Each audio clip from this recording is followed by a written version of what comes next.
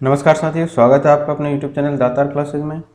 तो घटना चक्र पॉलिटी हम कर रहे थे और इसमें हमने EORO एंड RS प्री के सिलेबस के अकॉर्डिंग संविधान सभा, भारतीय संविधान की विशेषताएं, उद्देशिका और मूल अधिकार कंप्लीट कर लिए हैं। आज के वीडियो में हम डिस्कस करेंगे राज्य के नीति निर्देशक तत्व। तो ये हम घटना चक्र की बुक से कर रहे हैं। राज्य के नीति निर्देशक तत्व आज हम डिस्कस करेंगे। तो चलिए स्टार्ट करते हैं राज्य के नीति निर्देशक तत्व से। पहला प्रश्न है, राज्य के नीति निर्देशक सिद्धांतों को भारतीय संविधान में शामिल किए जाने का उद्देश्य क्या है।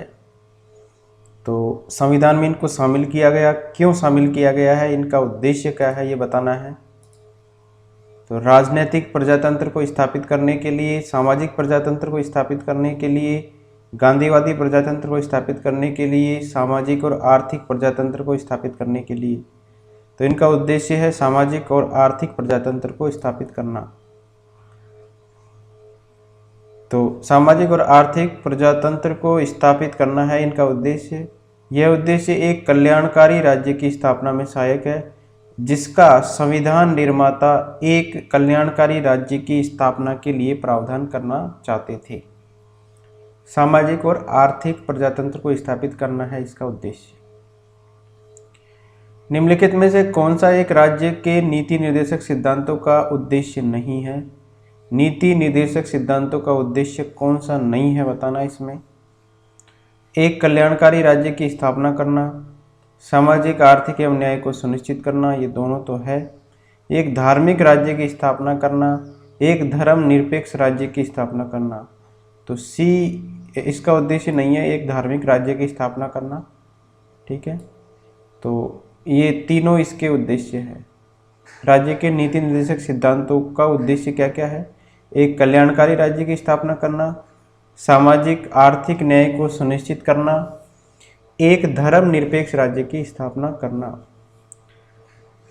तो जीवों की रक्षा का प्रयास करेगा, ठीक है। अनुच्छेद 49 के अंतर्गत राज्य राष्ट्रीय महत्व के स्मारकों, स्थानों एवं वस्तुओं को संरक्षण प्रदान करेगा। अनुच्छेद 50 के अंतर्गत राज्य की लोक सेवा में न्यायपालिका को कार्यपालिका से अलग करने के लिए राज्य कदम उठाएगा। और अनुच्छेद 51 इसके अनुसार राज्य अंतर्राष्ट्रीय शांति और सुरक्षा की अभिवृद्धि का प्रयास करेगा। तो भारतीय संविधान के अनुच्छेद है का भाग है 4। इसके अंदर अनुच्छेद 36 से लेकर 51 तक राज्य के नीति निर्देशक सिद्धांतों का वर्णन किया गया है। तो 36 से लेकर 51 तक है राज्य के नीति निर्देशक सिद्धांत। और सिद्धांतों के माध्यम से आर्थिक और सामाजिक लोकतंत्र एवं कल्याणकारी राज्य की स्थापना करना इसका उद्देश्य था। और इसका उद्देश्य धार्मिक राज्य की स्थापना करना उद्देश्य नहीं है। तो ये जो है निर्देशक तत्व, ये भाग 4 में उल्लेखित है, आयरलैंड के संविधान से लिए गए हैं। इनकी प्रवृत्ति जो है सकारात्मक है, गैरवाद योग्य है। ये इन्हें न्यायालय के द्वारा लागू नहीं कराया जा सकता, ध्यान रखना है। नीति निर्देशक सिद्धांत क्या है, गैरवाद योग्य। गैरवाद योग्य का मतलब है न्यायालय के द्वारा इनको लागू नहीं करवाया जा सकता। नैतिक और राजनीतिक मान्यता है इनकी, और लागू करने के लिए विधान बनाने की आवश्यकता रहती है। विधान का मतलब है कानून बनाने की आवश्यकता होती है इनको लागू करवाने के लिए। सामाजिक और आर्थिक कल्याण के उद्देश्य से बनाए गए हैं और सरकार के द्वारा लागू करने के बाद ही नागरिकों को ये प्राप्त होते हैं। पहले इनको सरकार लागू करेगी, उसके बाद में ये नागरिकों को प्राप्त होते हैं। राज्य के नीति निर्देशक सिद्धांत किस प्रकार मौलिक अधिकार से भिन्न है। मौलिक अधिकार और ये नीति निर्देशक सिद्धांत, इनमें क्या अंतर है। पूर्वोक्त केंद्रीय सरकार के लिए है और उत्तरोक्त राज्यों के लिए है। पूर्वोक्त संविधान का अंश नहीं है, जबकि उत्तरोक्त है। पूर्वोक्त का मतलब है नीति निर्देशक सिद्धांत, ठीक है। उपरोक्त का मतलब है मौलिक अधिकार। निर्देशक सिद्धांत प्रवर्तनीय नहीं है, जबकि मौलिक अधिकार प्रवर्तनीय है। तो यही इसका सही आंसर है, ठीक है। निर्देशक सिद्धांत जो है, राज्य के नीति निर्देशक सिद्धांत क्या है, प्रवर्तनीय नहीं है। और मौलिक अधिकार क्या है? प्रवर्तनीय। राज्य के नीति निर्देशक सिद्धांत मौलिक अधिकारों से भिन्न है, क्योंकि नीति निर्देशक सिद्धांत प्रवर्तनीय नहीं है, जबकि मौलिक अधिकार क्या है? न्यायालय के द्वारा प्रवर्तनीय है। नीति निर्देशक सिद्धांत संविधान के भाग 4 में वर्णित है और कल्याणकारी राज्य की स्थापना के लिए दिए गए निर्देश है। तो अब भाग 4 में है ये 36 से लेके 51 तक, जबकि भाग 3 में वर्णित मौलिक अधिकार जो है व्यक्तियों को राज्य कृत्य के विरुद्ध दी गई सुरक्षा की गारंटी है। मौलिक अधिकार तो है भाग 3 में, नीति निर्देशक सिद्धांत है भाग 4 में। नीति निर्देशक सिद्धांत जो है प्रवर्तनीय नहीं है और मौलिक अधिकार क्या है? न्यायालय के द्वारा प्रवर्तनीय। नीति निर्देशक तत्व क्या है? वाद योग्य है, अवाद योग्य है, कठोर है या लचीले है? तो नीति निर्देशक सिद्धांत या तत्व है अवाद योग्य। भारतीय संविधान में सामाजिक आर्थिक एजेंडे को साकारित करने के लिए वाद योग्य और अवाद योग्य दोनों तरह की व्यवस्थाएं समाहित है। इसमें मौलिक अधिकार तो है वाद योग्य, याद रखिए। मौलिक अधिकार तो क्या है? वाद योग्य है, मतलब प्रवर्तनीय है। और नीति निर्देशक सिद्धांत अवाद योग्य मतलब अप्रवर्तनीय है। निम्नलिखित कथनों पर विचार करना है। भारत के संविधान के संदर्भ में राज्य के नीति निर्देशक तत्व, पहला है विधायिका के कृत्यों पर निर्बंधन करते हैं, दूसरा है कार्यपालिका के कर्तव्यों पर निर्बंधन करते हैं। तो दोनों में से कौन से सही है? तो नीति निर्देशक तत्व के रेफरेंस में ये कथन दिए गए हैं, तो कौन से सही है बताने हैं? तो दोनों ही सही नहीं है ये, तो ऑप्शन नंबर डी। राज्य के नीति निर्देशक तत्व विधायिका, कार्यपालिका और संवैधानिक मामलों में, विधायिका के मामले में, कार्यपालिका के मामले में और संवैधानिक मामलों में राज्य के लिए सिफारिशें हैं एक तरीके से। ठीक है, क्या है ये? सिफारिशें हैं। MC शीतलवाड़ के अनुसार नीति निर्देशक तत्व कोई विधिक अधिकार एवं कानूनी उपचार नहीं बताते। ये सभी राज्य क्रियाओं की विधायिका या कार्यपालिका के लिए प्रभुत्व पृष्ठभूमि का निर्माण करते हैं। ठीक है, तो ये क्या है? एक तरीके से कानूनी अधिकार नहीं बताते, एक तरीके से ये सिफारिशें हैं। ठीक है, तो सभी राज्य क्रियाओं की विधायिका या कार्यपालिका के लिए प्रभुत्व पृष्ठभूमि का ये निर्माण करते हैं। अतः राज्य के नीति निर्देशक तत्व न तो विधायिका के कृत्यों पर निर्बंधन है और न ही कार्यपालिका के कर्तव्यों पर निर्बंधन है। ठीक है, तो कार्यपालिका और विधायिका दोनों के ऊपर ही के कृत्यों पर निर्बंधन नहीं है, दोनों पर ही। ठीक है, अगला है भारत के संविधान के भाग 4 में अंतर्विष्ट प्रावधानों के संदर्भ में निम्नलिखित कथनों में से कौन से सही है? वे न्यायालयों के द्वारा प्रवर्तनीय होंगे। ठीक है, भाग 4 की बात हो रही है, तो भाग 4 में क्या है? नीति निर्देशक तत्व। वे न्यायालयों के द्वारा प्रवर्तनीय होंगे, वे किसी भी न्यायालय के द्वारा प्रवर्तनीय नहीं होंगे, तो ये सही है दूसरा वाला।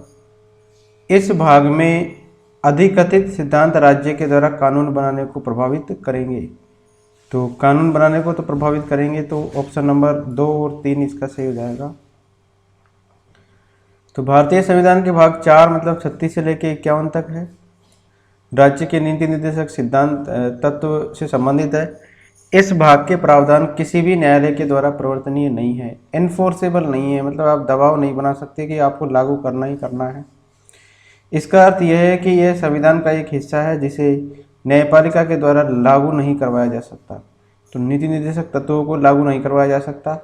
यद्यपि भाग 4 के उपबंध न्यायालय के द्वारा प्रवर्तनीय नहीं है, तथापि इस भाग में दिए गए सिद्धांत राष्ट्र के संचालन में मूलभूत है और ये सिद्धांत राज्य के द्वारा कानून बनाने को प्रभावित करते हैं। समय समय पर सरकार ने कुछ नीति निर्देशक तत्वों को लागू करने का प्रयास भी किया है। जमींदारी उन्मूलन कानून, बैंकों का राष्ट्रीयकरण, फैक्ट्री अधिनियम, न्यूनतम मजदूरी निर्धारण, कुटीर और लघु उद्योगों को प्रोत्साहन, मनरेगा, 6 से 14 वर्ष की आयु के बच्चों के लिए निःशुल्क शिक्षा और अनुसूचित जाति और जनजातियों के उन्नयन के लिए आरक्षण आदि इन प्रयासों को दर्शाते हैं। ठीक है, तो सरकार ने जो है नीति निर्देशक तत्वों को लागू करने का प्रयास किया है इस तरीके से।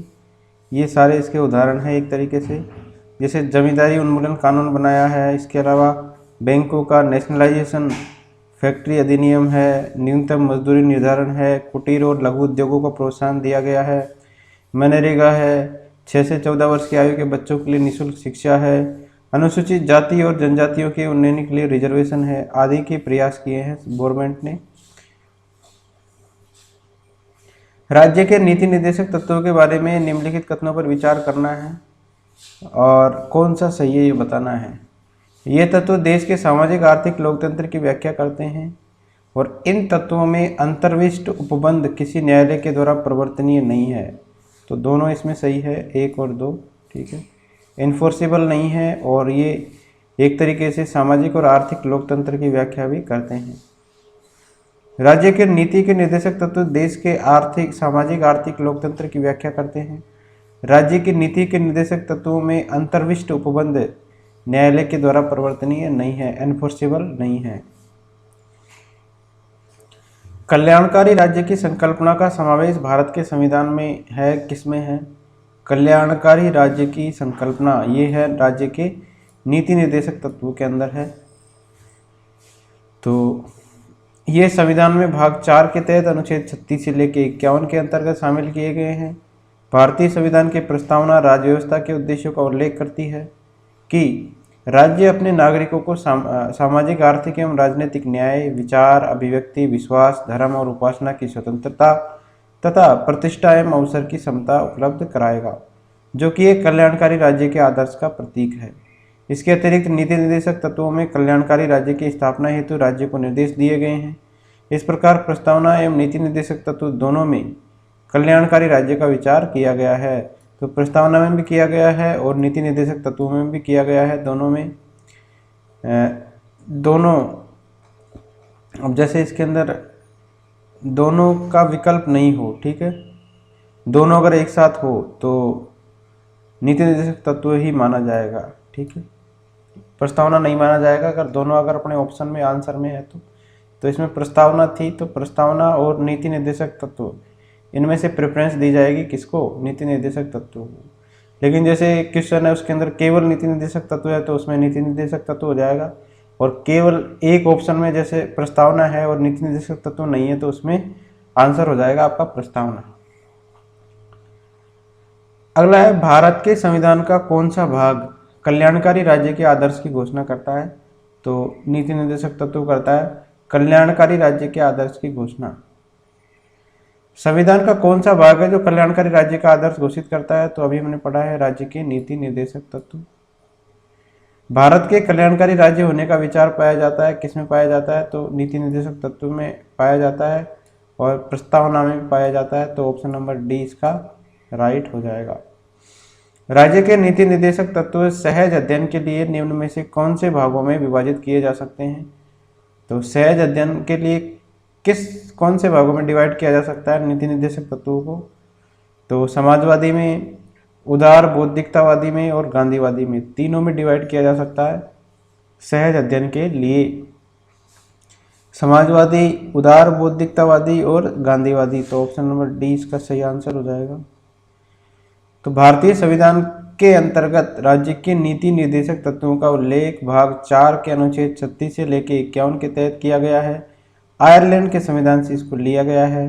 राज्य के नीति निर्देशक तत्वों को सहज अध्ययन के लिए समाजवादी, उदार बौद्धिकतावादी, गांधीवादी, मानवाधिकार, सामाजिक एवं आर्थिक कल्याण आदि भागों में डिवाइड किया जा सकता है। राज्य के नीति निर्देशक तत्वों की प्रवृत्ति सकारात्मक है और ये है गैर वाद्य योग्य। ध्यान रखना है, निर्देशक तत्वों की जो प्रवृत्ति है वो है सकारात्मक है, ये टर्म ध्यान रखिए, और गैर वाद्य योग्य है और प्रवर्तनीय भी नहीं है।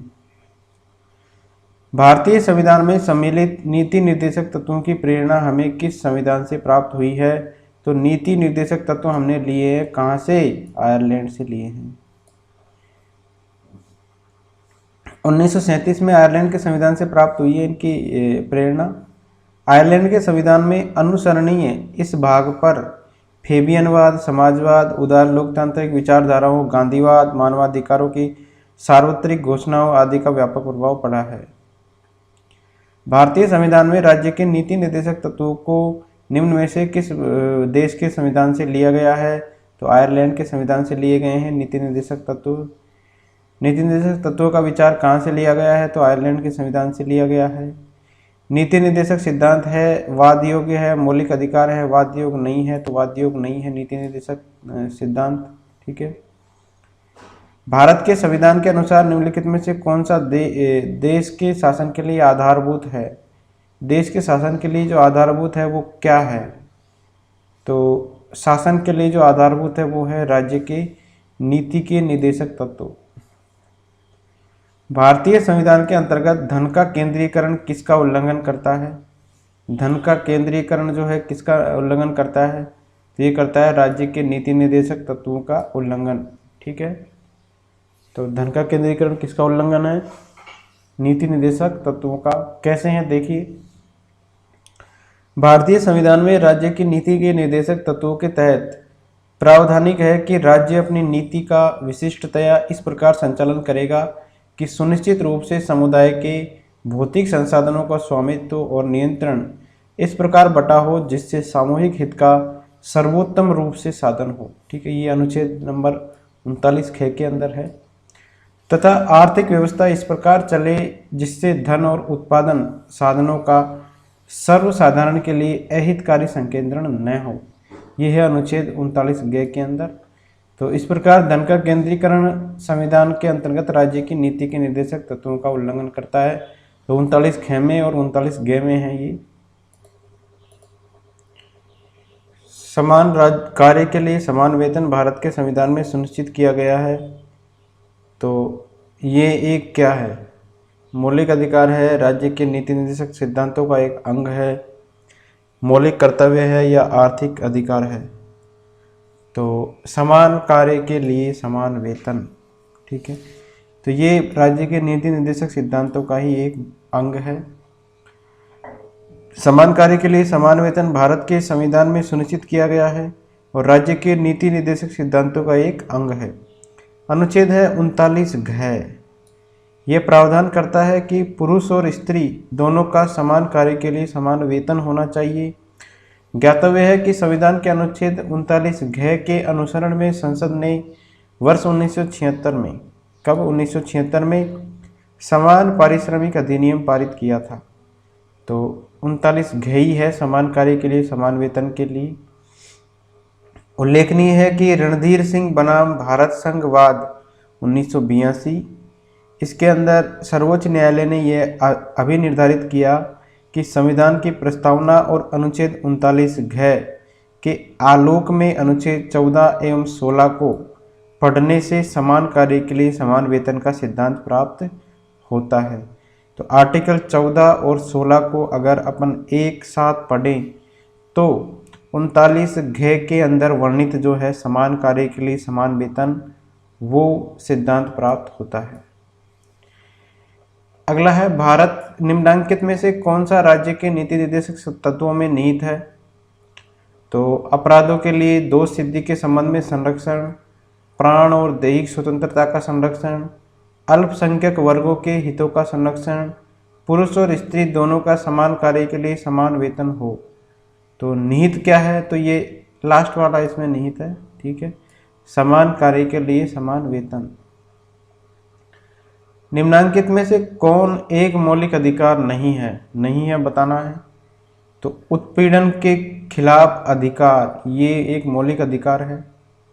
समान कार्य के लिए समान वेतन, ये तो 39 घ में आता है नीति निर्देशक तत्व के अंतर्गत। कानून के समक्ष बराबरी, ये भी मौलिक अधिकार है। धर्म पालन की स्वतंत्रता का अधिकार, ये भी एक मौलिक अधिकार है। सेकेंड ऑप्शन, समान काम के लिए समान वेतन, ये नीति निर्देशक तत्वों का भाग है और ये आता है 39 घ में। अगला है, भारत के में निम्नलिखित में से किसके अंतर्गत पंचायती राज प्रणाली की व्यवस्था की गई है? पंचायती राज प्रणाली की व्यवस्था किसके अंतर्गत की गई है? तो नीति निर्देशक सिद्धांतों के अंतर्गत की गई है पंचायती राज की व्यवस्था। और आर्टिकल 40 में ये की गई है कि आर्टिकल 40 में के लिए ग्राम पंचायतों के गठन का प्रावधान किया गया है। इसके अनुसार राज्य ग्राम पंचायतों का संगठन करने के लिए कदम उठाएगा और उनको ऐसी शक्तियां और प्राधिकार प्रदान करेगा जो उन्हें स्वायत्त शासन की इकाइयों के रूप में कार्य करने योग्य बनाने के लिए आवश्यक है। तो आर्टिकल 40 किस में आ जाता है? आर्टिकल 40 आ जाता है नीति निर्देशक सिद्धांतों में। निम्न में से कौन सा अनुच्छेद पंचायत के गठन के लिए राज्य सरकारों को निर्देश देता है? तो अनुच्छेद नंबर 40 है जो पंचायत के गठन के लिए राज्य सरकारों को आदेशित करता है, निर्देश देता है। निम्नलिखित अनुच्छेदों में से कौन सा एक राज्य सरकार को ग्राम पंचायतों को संगठित करने के लिए निर्देशित करता है? तो अनुच्छेद 40 है जो राज्य सरकार को ग्राम पंचायतों को संगठित करने के लिए निर्देशित करता है। भारत के संविधान के अंतर्गत ग्राम पंचायतों का गठन किसके अंतर्गत आता है? तो ये आता है नीति निर्देशक सिद्धांत के अंतर्गत। ग्राम पंचायतों का गठन किसके अंतर्गत आता है? नीति निर्देशक सिद्धांत के अंतर्गत।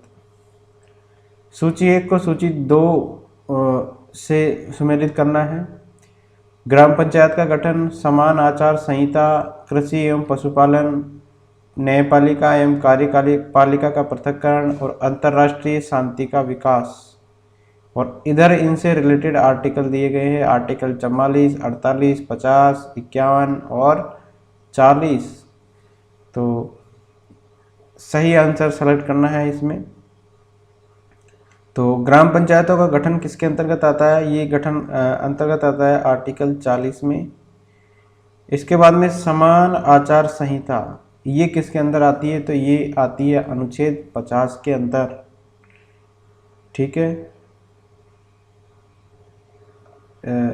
समान ग्राम पंचायत का गठन तो आता है अनुच्छेद 40 के अंदर, और समान नागरिक संहिता, समान आचार संहिता जिसको अपन कहते हैं, ये आती है अनुच्छेद 44 में। कृषि एवं पशुपालन का संगठन आता है अनुच्छेद 48 में। न्यायपालिका एवं कार्यपालिका का पृथक्करण आता है अनुच्छेद 50 में। और अंतर्राष्ट्रीय शांति का विकास आता है अनुच्छेद 51 में। ठीक है, तो ग्राम पंचायतों का गठन आ गया 40 में, समान आचार संहिता आ गई 44 में, कृषि एवं पशुपालन का संगठन आ गया 48 में, और न्यायपालिका और कार्यपालिका का पृथक्करण आ गया 50 के अंदर, और अंतर्राष्ट्रीय शांति का विकास आ गया अनुच्छेद 51 में। अगला है सूची 1 और सूची 2 को सम्मिलित करना है और नीचे दिए गए कूट से अपना उत्तर चुनना है। अनुच्छेद 40, 41, 44 और 48। तो 40 में अभी हमने पढ़ा है ग्राम पंचायतों का गठन। तो इसके बाद में अनुच्छेद 44 में क्या था? समान नागरिक संहिता थी। अनुच्छेद 48 के अंदर कृषि और पशुपालन था। तो ये सारे मैच है, पहले में ए में फर्स्ट, बी में सेकंड, तीसरे में थर्ड और चौथे में डी में 4। अगला है अनुच्छेद 39 ए, 40, 44 और 48। तो अभी हमने देखा है 48 तो है कृषि और पशुपालन से संबंधित, 44 क्या है? समान नागरिक संहिता से संबंधित। इसके बाद में 40 है ग्राम पंचायतों के संगठन से संबंधित, और 39 क्या है? समान न्याय और निःशुल्क विधिक सहायता। तो डी वाला इसमें सम्मिलित नहीं है, 48 कृषि और पशुपालनों के संगठन से संबंधित है। तो डी आंसर आ जाएगा इसका। अगला है भारत के संविधान में वर्णित नीति निर्देशक तत्वों का सुमेलित युग्म बताना है, कौन सा है? समान न्याय और निःशुल्क विधिक सहायता 42 में सही बताना है। ठीक है, तो ये गलत है। कृषि और पशुपालन का संगठन 48 में है, ये भी गलत है। ग्राम पंचायतों का गठन ये है 40 में, ये भी गलत है। पुरुष और स्त्री दोनों का समान कार्य के लिए समान वेतन, तो ये सही है। इसमें 39 के अंदर दिया गया है ये, तो डी आंसर आ जाएगा। तो समान न्याय और निःशुल्क विधिक सहायता कौन से आर्टिकल में है? ये है 39 ए में। निम्नांकित में से कौन सा युग्म सही सुमेलित नहीं है बताना है। ठीक है, सही सुमेलित नहीं है, कौन सा नहीं है बताइए। न्यायपालिका एवं कार्यपालिका का पृथक्करण 50 में है, सही है ये। इसके बाद में अनुसूचित जातियों और जनजातियों के लिए शैक्षणिक और आर्थिक हितों की अभिवृद्धि 46 में है, ये भी सही है। सहकारी सोसाइटी का संवर्धन, ये गलत है, सी वाला। और डी वाला जो ग्राम पंचायतों का गठन है, ये वाला भी सही है। तो 43 ए के अंदर क्या दिया गया? उद्योगों के प्रबंधन में कर्मकारों का भाग लेना सुनिश्चित करने के लिए जो है सहकारी समितियों का संवर्धन की चर्चा अनुच्छेद 43B में है। तो 43A में नहीं है, ये 43B के अंदर है सहकारी सोसाइटी का संवर्धन। तो 43B में है। 43A में क्या है? 43A में है उद्योगों के प्रबंधन में कर्मकारकों का भाग लेना। ठीक है, इसके लिए राज्य के द्वारा जो कदम उठाने के लिए उपबंध दिए गए हैं 43A के अंदर। और 43B में क्या दिया गया है? सहकारी समितियों के संवर्धन की चर्चा। नेक्स्ट है कथन और कारण का क्वेश्चन है ये। मनरेगा हर परिवार के कम से कम एक सदस्य को वर्ष में 100 दिन का रोजगार दिलाने का प्रावधान करता है। ठीक है, सही है ये। रोजगार का अधिकार संविधान के भाग 3 में प्राविधित है, तो ये वाला गलत है। तो ए सही है, कारण कथन सही है और कारण गलत है। महात्मा गांधी राष्ट्रीय ग्रामीण रोजगार गारंटी अधिनियम मनरेगा भारत में लागू एक रोजगार गारंटी योजना है जिसे वर्ष 2005 में लोकसभा के द्वारा अधिनियमित किया गया था। कब किया गया था? 2005 के अंदर ये जो है अधिनियम, मनरेगा अधिनियम, महात्मा गांधी राष्ट्रीय ग्रामीण रोजगार गारंटी अधिनियम 2005 में अधिनियमित किया गया। और यह योजना प्रत्येक वित्तीय वर्ष में कम से कम ग्रामीण परिवार के उन वयस्क सदस्यों को तो 100 दिन का रोजगार उपलब्ध करवाती है ये, जो सांविधिक न्यूनतम मजदूरी पर सार्वजनिक कार्य संबंधित अकुशल मजदूरी करने के लिए तैयार है। संविधान के भाग 4 इसके अनुच्छेद जो है 41 के प्रावधान है, इसके अनुसरण में लाया गया है। तो मनरेगा जो अधिनियम है वो किसके अंतर्गत लाया गया है? भाग 4 में है नीति निर्देशक तत्व, इसके अनुच्छेद आर्टिकल है 41, इसके अंतर्गत है ये। तो रोजगार का अधिकार इसके अंदर शामिल नहीं है संविधान के भाग 3 के अंदर। तो ए सही है और आर गलत है। मनरेगा कार्यक्रम निम्नलिखित में से भारतीय संविधान के किस अनुच्छेद को लागू करने हेतु लाया गया? तो किस अनुच्छेद को लागू करने के लिए लाया गया था? तो ये लाया गया अनुच्छेद 43 को। भारतीय संविधान के तहत भाग 4 में राज्य के नीति निर्देशक तत्वों के अंतर्गत अनुच्छेद 41 के तहत उपबंधित है कि राज्य अपनी आर्थिक सामर्थ्य और विकास की सीमाओं के भीतर काम पाने के अधिकार को प्राप्त कराने का प्रभावी उपबंध करेगा। साथ ही इसी भाग के अनुच्छेद 43, ठीक है, तो अनुच्छेद 41 में तो क्या दिया गया है कि राज्य अपनी आर्थिक सामर्थ्य और विकास की सीमाओं के भीतर, मतलब अपनी आर्थिक सामर्थ्य और विकास की सीमाएं जो हैं उसके भीतर काम पाने के अधिकार को प्राप्त करने का जो है प्रभावी उपबंध करेगा। और अनुच्छेद 43 में क्या कहा गया है कि राज्य उपयुक्त विधान या आर्थिक संगठन के द्वारा या किसी अन्य रीति से कृषि के, उद्योग के या अन्य प्रकार के सभी कर्मकारों को काम, निर्वाह मजदूरी, शिष्ट जीवन स्तर और अवकारा का संपूर्ण उपभोग सुनिश्चित करने वाली काम की दशाएं प्रदान करने का भी प्रयास करेगा। मनरेगा राज्य के इन्हीं संवैधानिक लक्ष्यों की पूर्ति की दिशा में एक महत्वपूर्ण कार्यक्रम है। तो अनुच्छेद 41 और 43 के अंतर्गत है मनरेगा कार्यक्रम। 42वें संविधान संशोधन के द्वारा किस अनुच्छेद के माध्यम से श्रमिकों की प्रबंधन में भागीदारी सुनिश्चित की गई है? तो किस अनुच्छेद के माध्यम से की गई है 42वें संविधान संशोधन में? तो श्रमिकों के प्रबंधन की भागीदारी तो ये सुनिश्चित की गई है आर्टिकल 43A के अंदर। तो 42वें संविधान संशोधन 1976 इसके द्वारा संविधान के भाग 4 इसमें राज्य के नीति निर्देशक तत्वों के तहत अनुच्छेद 43A मतलब 43 के अंतः स्थापित करके ये प्रावधानित किया गया कि राज्य किसी उद्योग में लगे हुए उपक्रम, स्थापनों या अन्य संगठनों के प्रबंध में कामगारों का भाग लेना सुनिश्चित करने के लिए उपयुक्त विधान के द्वारा या किसी अन्य रीति से कदम उठाएगा। ठीक है, तो ये क्या किस में दिया गया? 43A के अंदर श्रमिकों की प्रबंधन में भागीदारी। अगला है संविधान के किस अनुच्छेद के द्वारा उद्योग के प्रबंधन में कर्मकारों की भागीदारी का प्रावधान किया गया है? तो उद्योगों के प्रबंधन में कर्मकारों की भागीदारी का प्रावधान आर्टिकल 43A में किया गया है। भारत में न्यायपालिका एवं कार्यपालिका से पृथक्करण किससे व्यादेशित है? न्यायपालिका का कार्यपालिका से पृथक्करण किससे व्यादेशित है? तो ये व्यादेशित है राज्य के नीति के निर्देशक तत्वों के द्वारा। तो भारत में न्यायपालिका का कार्यपालिका से पृथक्करण राज्य के नीति के निर्देशक तत्वों के द्वारा व्यादेशित है। संविधान के अनुच्छेद 50 के अंतर्गत कार्यपालिका से न्यायपालिका के पृथक्करण का उल्लेख है, जिसके अनुसार राज्य की लोक सेवाओं में न्यायपालिका को कार्यपालिका से पृथक करने के लिए राज्य कदम उठाएगा। ठीक है, तो अनुच्छेद 50 के अंदर है। ठीक है, न्यायपालिका से कार्यपालिका के पृथक्करण का उल्लेख। तो आर्टिकल भी याद रखिए। राज्य के नीति निर्देशक सिद्धांतों के निम्नलिखित अनुच्छेदों में से कौन सा अंतर्राष्ट्रीय शांति और सुरक्षा के संवर्धन से संबंधित है? अंतर्राष्ट्रीय शांति और सुरक्षा, इसके संवर्धन से संबंधित कौन सा आर्टिकल है इनमें से? तो ये है आर्टिकल 51। ठीक है, आर्टिकल 51 में क्या है? अंतर्राष्ट्रीय शांति और सुरक्षा का संवर्धन।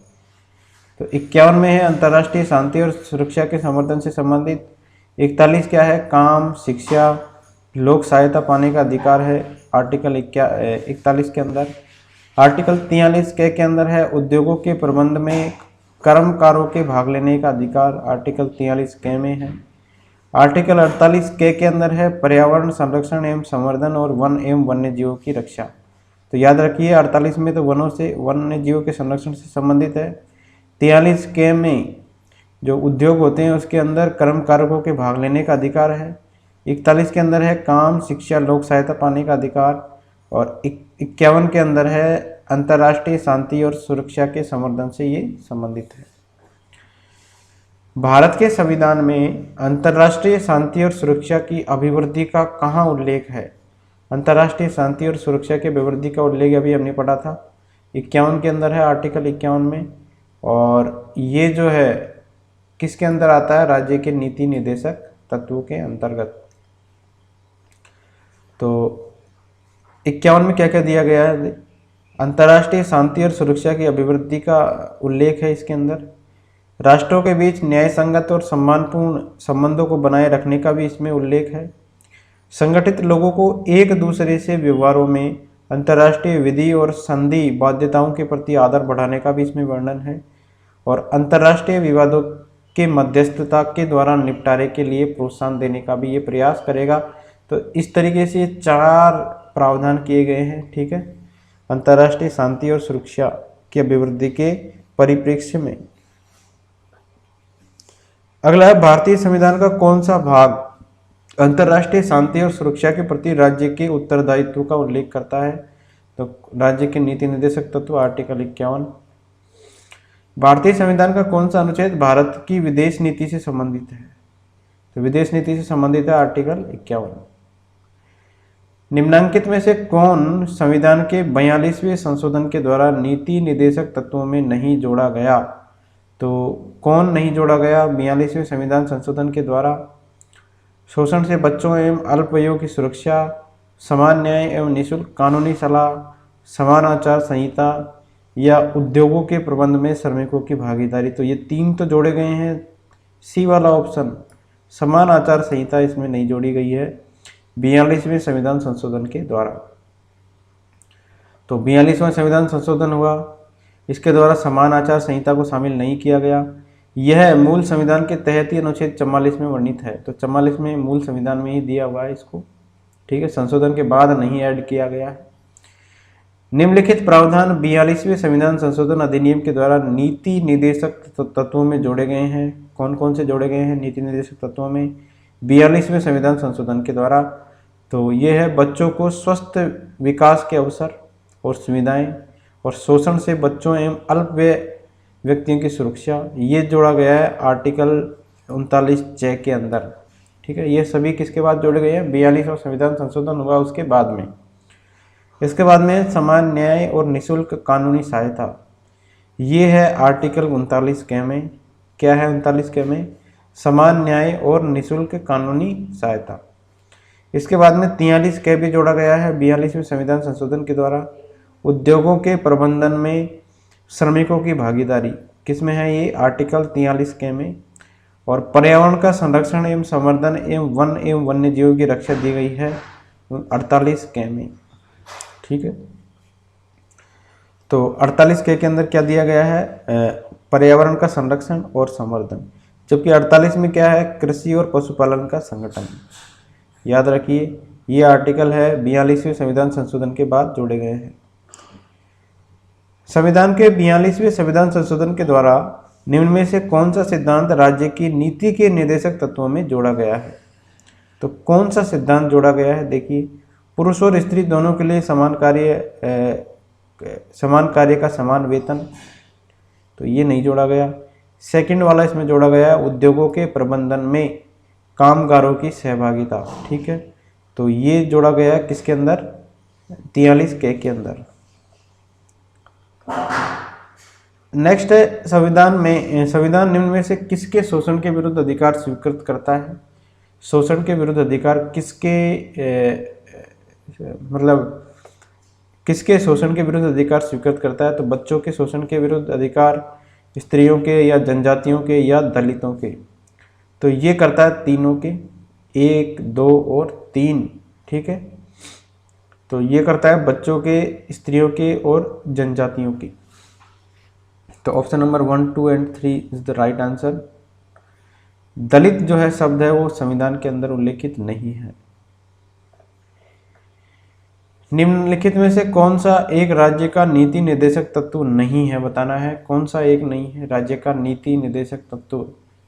मद्य निषेध, गोरक्षण, पर्यावरण संरक्षण या 14 वर्ष की आयु तक के बच्चों को निःशुल्क शिक्षा, तो ये नहीं है। ठीक है, नीति निर्देशक तत्वों के अंदर शामिल। तो संविधान में मद्य निषेध अनुच्छेद 47 के तहत है। ठीक है, मदिरा का निषेध किसके अंदर है? आर्टिकल 47 में। गो संरक्षण अनुच्छेद 48 के तहत और पर्यावरण संरक्षण अनुच्छेद 48 के तहत राज्य के नीति निर्देशक तत्व है। 14 वर्ष की आयु तक के बच्चों के लिए निःशुल्क और अनिवार्य शिक्षा का उपबंध पहले अनुच्छेद 45 के तहत नीति निर्देशक तत्व था, परंतु 86वें संविधान संशोधन के बाद अनुच्छेद 21 के तहत अब यह मूल अधिकार बन गया है। तो पहले 45 में था ये और अब कर दिया गया है इसको 21 के में, और ये बन गया है मूल अधिकार। अब अनुच्छेद 45 के तहत क्या आ गया? शैशव पूर्व देखभाल और 6 वर्ष से नीचे की आयु के बालकों के लिए शिक्षा की व्यवस्था को शामिल किया गया है। ठीक है, तो पहले ये नीति निर्देशक तत्व था, उसके बाद में इसको मूल अधिकार बना दिया गया 86वें संविधान संशोधन के द्वारा। निम्नलिखित में से कौन सा राज्य का नीति निर्देशक तत्व नहीं है बताना है। तो ये मूल अधिकार में आ गया 14 वर्ष तक की आयु के बच्चों को निःशुल्क शिक्षा। ठीक है, नेक्स्ट है मानव के निम्नलिखित में से क्या शामिल है बताना है नीति निर्देशक तत्वों में। मानव के दुर्व्यापार और बलात्श्रम का प्रतिषेध, तो ये तो मूल अधिकार के अंदर आता है। मादक पेय और स्वास्थ्य के लिए हानिकारक औषधियों के औषधीय प्रयोजनों से भिन्न उपभोग का प्रतिषेध, तो केवल 2 आंसर इसमें हो जाएगा। पहला तो ये मूल अधिकार के अंदर आता है। नीति निर्देशक तत्वों के अंतर्गत अनुच्छेद 47 के तहत मादक पेय और स्वास्थ्य के लिए हानिकारक औषधियों के औषधीय प्रयोजनों से भिन्न उपभोग का प्रतिषेध किया गया है। मानव के दुर्व्यापार और बलात्श्रम का प्रतिषेध मूल अधिकारों के अंतर्गत अनुच्छेद 23(1) के तहत किया गया है। अतः स्पष्ट है कि कथन 2 सही है। ठीक है, तो ये 23(1) के अंदर है फर्स्ट वाला, मानव के दुर्व्यापार और बलात्श्रम का प्रतिषेध किसमें है? आर्टिकल नंबर 23(1) में। भारतीय संविधान में प्रतिष्ठापित राज्य के नीति के निर्देशक तत्वों के अंतर्गत निम्नलिखित प्रावधानों पर विचार करना है। भारतीय नागरिकों के लिए समान नागरिक संहिता सुरक्षित करना, ग्राम पंचायतों को संगठित करना, ग्रामीण क्षेत्रों में कुटीर उद्योगों को प्रोत्साहित करना, सभी कर्मकारों के लिए यथोचित अवकाश एवं सांस्कृतिक अवसर सुरक्षित करना। तो इसके अंदर आपको बताना है कौन से गांधीवादी सिद्धांत है जो राज्य के नीति निर्देशक के तत्वों में प्रतिबिंबित होते हैं। तो गांधीवादी सिद्धांत इसमें कौन से हैं? तो इसमें केवल 2 और 3 है जो गांधीवादी सिद्धांत के अंतर्गत प्रतिबिंबित होते हैं। ग्राम पंचायतों को संगठित करना और ग्रामीण क्षेत्रों में कुटीर उद्योगों को प्रोत्साहित करना। ठीक है। गांधीवादी सिद्धांतों पर आधारित कई प्रावधानों को राज्य के नीति के निर्देशक सिद्धांतों के तहत कई अनुच्छेदों में शामिल किया गया है, जो इस प्रकार से हैं। ठीक है, तो ये गांधीवादी सिद्धांत है सारे। तो ग्राम पंचायतों का संगठन अनुच्छेद 40 के अंदर है। ग्रामीण क्षेत्रों में कुटीर उद्योगों को व्यक्तिगत या सहकारी आधार पर बढ़ाने का प्रयास, ये है आर्टिकल 43 में। ठीक है, ग्राम पंचायतों का गठन किस में है? आर्टिकल 40 में। और कुटीर उद्योगों को बढ़ाने का प्रयास, ये है 43 में। अनुसूचित जाति, अनुसूचित जनजाति एवं अन्य दुर्बल वर्गों के शिक्षा और अर्थ संबंधी हितों की अभिवृद्धि। ठीक है, अनुसूचित जाति और अनुसूचित जनजाति में जो है और अन्य दुर्बल वर्गों में के शिक्षा और अर्थ संबंधी हितों की अभिवृद्धि, ये है आर्टिकल 46 में। मादक पेय और स्वास्थ्य के लिए हानिकारक औषधियों के औषधीय प्रयोजनों से भिन्न उपभोग का प्रतिषेध अनुच्छेद 47 में है। गाय और बछड़ों और अन्य दुधारू पशुओं के वध पर रोक और उनकी नस्लों में सुधार का प्रयास, ये है आर्टिकल 48 के अंदर। तो बी इसका सही है। ठीक है, 2 और 3 इसमें गांधीवादी विचार, गांधीवादी सिद्धांत इसमें प्रतिबिंबित होते हैं। ग्राम पंचायतों को संगठित करना और ग्रामीण क्षेत्रों में कुटीर उद्योगों को प्रोत्साहित करना, आर्टिकल 40, आर्टिकल 43। नेक्स्ट है, निम्नलिखित में से भारत के संविधान के किसमें पर्यावरण संरक्षण एवं संवर्धन एवं वन एवं वन्य जीव की रक्षा के प्रावधान किए गए हैं? तो किसके अंदर किए गए हैं पर्यावरण संरक्षण और संवर्धन एवं वन एवं वन्य जीव की रक्षा? तो 48 के में किए गए हैं। तो ये है राज्य का नीति निर्देशक तत्व। ठीक है, इसके अलावा इनकी व्याख्या की गई है मूल कर्तव्यों में, तो दोनों में की गई है, तो सी आंसर इसका सही हो जाएगा। 42वें संविधान संशोधन अधिनियम 1976, इसके द्वारा संविधान में राज्य के नीति निर्देशक तत्वों के तहत जोड़े गए अनुच्छेद 48A, इसके अनुसार राज्य देश के पर्यावरण के संरक्षण और संवर्धन का और वन एवं वन्य जीवों की रक्षा करने का प्रयास करेगा। साथ ही संविधान के मूल कर्तव्यों के तहत अनुच्छेद 51A, ठीक है, जी के अनुसार भारत के प्रत्येक नागरिक का यह कर्तव्य होगा कि वह प्राकृतिक पर्यावरण की, जिसके अंतर्गत वन आता है, झील आता है, नदी और वन्यजीव है, उनकी रक्षा करें और उसका संवर्धन करें तथा प्राणी मात्र के प्रति दया भाव रखें। तो दोनों में आ गया ये आर्टिकल 51A जी के अंदर और आर्टिकल 48A, तो नीति निर्देशक तत्वों में भी है और मूल कर्तव्य में भी है। निम्न में से कौन एक राज्य के नीति निर्देशक सिद्धांतों में सम्मिलित है? राज्य देश के पर्यावरण के संरक्षण और संवर्धन का प्रयास करेगा। राज्य किसी व्यक्ति को कानून के समक्ष समानता से मना नहीं करेगा। राज्य किसी व्यक्ति को उसके धर्म, कुल, जाति, लिंग अथवा जन्म स्थान के आधार पर प्रभेद नहीं करेगा। अस्पृश्यता का प्रवर्तन, तो शामिल कौन सा है? तो ये पहला वाला शामिल है। राज्य देश के पर्यावरण के संरक्षण और संवर्धन का प्रयास करेगा, 48 क। अगला है, राज्य के नीति निर्देशक सिद्धांतों में निम्न में से किसके बारे में संविधान शांत है? ठीक है, किसके बारे में संविधान बात नहीं करता? तो प्रौढ़ शिक्षा के बारे में बात नहीं करता, बाकी सबके बारे में बात करता है संविधान। कर्मकारों को निर्वाह मजदूरी, गरीबों को निःशुल्क विधिक सहायता, बालकों की प्रारंभिक शिक्षा जब वह 6 वर्ष की आयु को प्राप्त नहीं कर ले। तो कौन कौन से आर्टिकल में ये दिए गए हैं? कर्मकारों को निर्वाह मजदूरी का प्रावधान दिया गया है आर्टिकल 43 में। गरीबों को निःशुल्क विधिक सहायता अनुच्छेद 39 के में है। और 6 वर्ष से कम आयु के बालकों के लिए प्रारंभिक बाल्यावस्था देखरेख और शिक्षा 86वें संविधान संशोधन से आर्टिकल 45 के अंदर है। प्रौढ़ शिक्षा संबंधी प्रावधान इसमें शामिल नहीं है। निम्नलिखित में से कौन सा एक राज्य का नीति निर्देशक सिद्धांत संविधान में बाद में जोड़ा गया? तो बाद में कौन सा जोड़ा गया? तो मुफ्त कानूनी सलाह ये जुड़ी गई बाद में। ग्राम पंचायतों का संगठन ये आर्टिकल 40 में था। गोवध निषेध भी था और समान नागरिक संहिता ये भी थी। तो मुफ्त कानूनी सलाह राज्य का नीति निर्देशक सिद्धांत संविधान को बाद में जोड़ा गया। 42वें संविधान संशोधन अधिनियम 1976, इसके द्वारा भारतीय संविधान के भाग 4 इसमें नीति निर्देशक तत्वों के अनुच्छेद 39 क में गरीबों के लिए मुफ्त कानूनी सलाह, समान न्याय और निःशुल्क विधिक सहायता का प्रावधान किया गया है। तो 39 के अंदर किया गया है इसका। नेक्स्ट है, राष्ट्रीय विधिक सेवा प्राधिकरण के संदर्भ में निम्नलिखित कथनों पर विचार करना है। राष्ट्रीय विधिक सेवा प्राधिकरण के संदर्भ में, तो इसका उद्देश्य समान अवसरों के आधार पर समाज के कमजोर वर्गों को निःशुल्क एवं सक्षम विधिक सेवाएं उपलब्ध करवाना है। ठीक है, राष्ट्रीय विधिक सेवा प्राधिकरण की बात हो रही है। दूसरा है इसमें, यह देश भर में विधिक कार्यक्रमों और योजनाओं को लागू करने के लिए राज्य विधिक सेवा प्राधिकरणों को निर्देश जारी करता है। तो कौन से कथन इसमें सही है वो बताने हैं।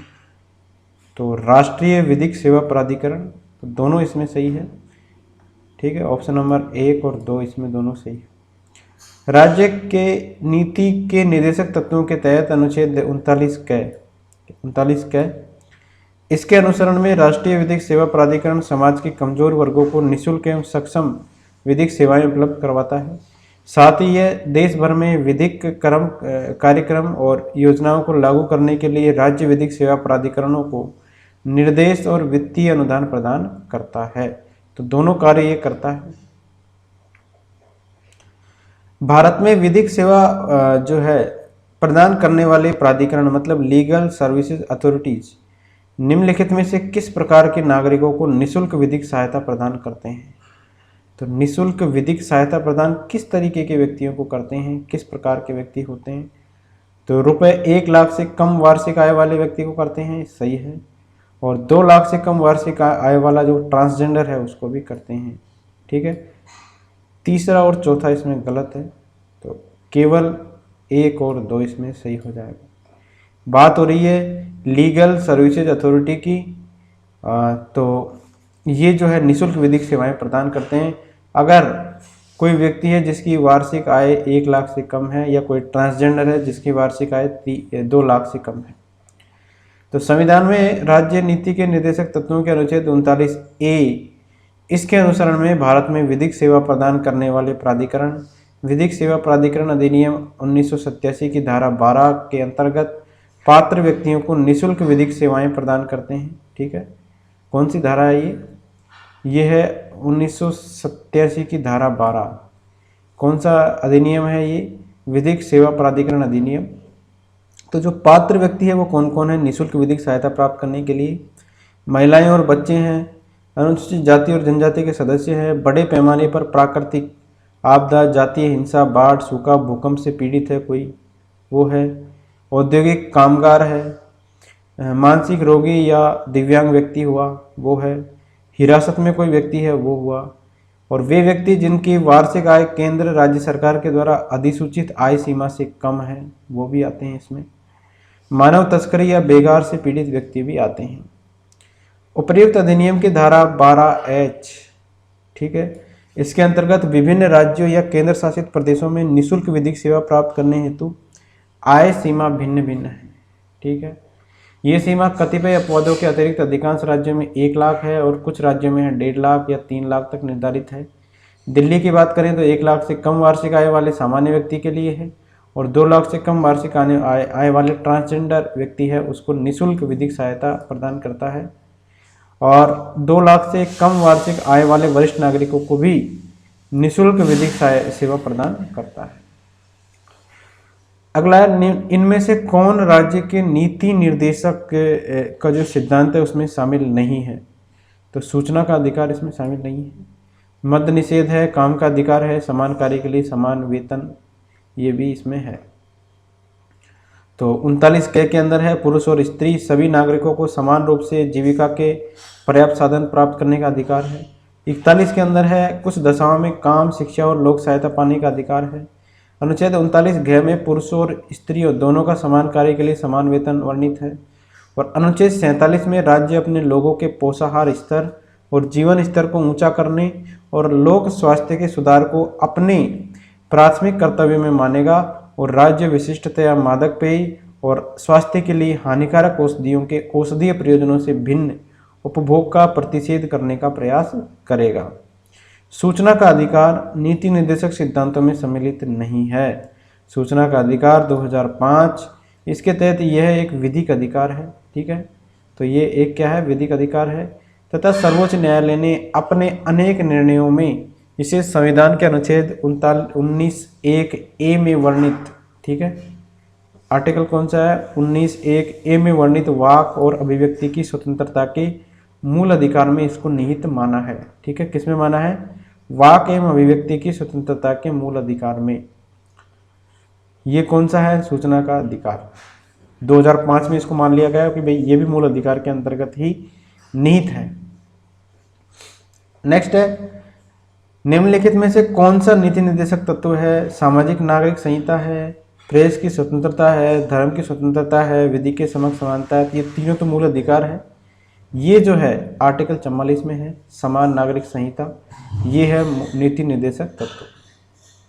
तो आर्टिकल 44 के तहत राज्य के द्वारा भारत के समस्त राज्य क्षेत्र में नागरिकों के लिए एक समान नागरिक संहिता, कॉमन सिविल कोड, ठीक है, प्राप्त करने का प्रयास करना नीति निर्देशक तत्वों में शामिल किया गया है। तो आर्टिकल 44 में है ये। निम्नलिखित में राज्य के नीति निर्देशक सिद्धांतों के विषयों की पहचान करनी है। मद्य निषेध, फैक्ट्रियों एवं खानों में बाल श्रम निषेध, बेगार एवं बलात् श्रम निषेध, अस्पृश्यता निषेध। तो ये तीनों तो क्या है, जो नीचे दिए गए वर्णित तीन हैं, अस्पृश्यता निषेध, बेगार और बलात् श्रम निषेध, फैक्ट्री एवं खानों में बाल श्रम निषेध, ये तो मूल अधिकार के अंदर है। लेकिन मद्य निषेध ये है नीति निर्देशक सिद्धांत में। तो केवल इसमें आंसर हो जाएगा 1। ठीक है, पहला सही है इसमें। तो ये है आर्टिकल 47 के तहत। जबकि फैक्ट्री एवं खानों में जो बाल श्रम निषेध है वो आर्टिकल 24 के अंदर है। बेगार और बलात् श्रम निषेध है 23 के अंदर। और अस्पृश्यता का अंत है, ये है 17 के अंदर।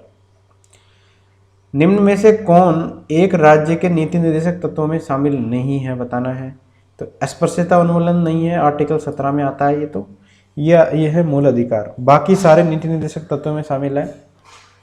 पुरुष एवं महिलाओं को समान कार्य के लिए समान वेतन, जीविकोपार्जन हेतु पर्याप्त साधनों का समान अधिकार और काम हेतु न्याय संगत और मानवोचित दशाओं में रहे।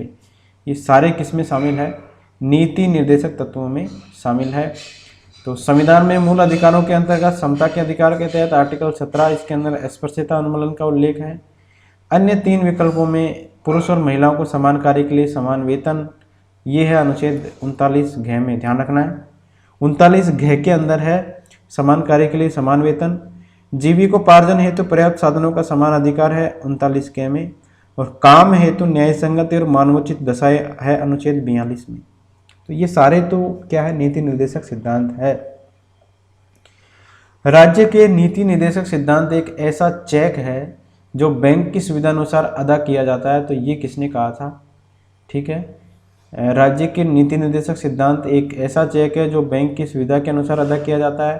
तो ये कथन है के.टी. शाह का, ठीक है, के.टी. शाह ने ये कहा था। अगला है, भारत के संविधान के संदर्भ में निम्न कथनों पर विचार करना है। मूल अधिकार, मूल कर्तव्य, नीति निर्देशक तत्व। तो भारत सरकार के द्वारा आरंभ किए गए राष्ट्रीय सामाजिक सहायता कार्यक्रम में भारत के संविधान में उपयुक्त उपबंधों में से कौन से पूरे होते हैं, ठीक है।